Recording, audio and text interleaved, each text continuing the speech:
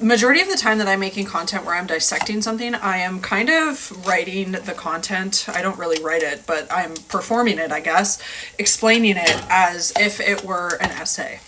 That's why I like to bring in sources. That's why I like to quote things. That's why I will quite literally read directly from books. And it's also interesting because when I started talking about Indigenous rights and Indigenous history and conversing about all those things, I did have a lot of comments saying, why are you actually Indigenous? Why are you always saying they and not saying like I or we? It actually took me longer than I would like to admit of thinking about that question and being like, why do I say like they instead of we or I? And it's purely because when I was in university and I was having to write essays for university, you weren't allowed to use me, us, I.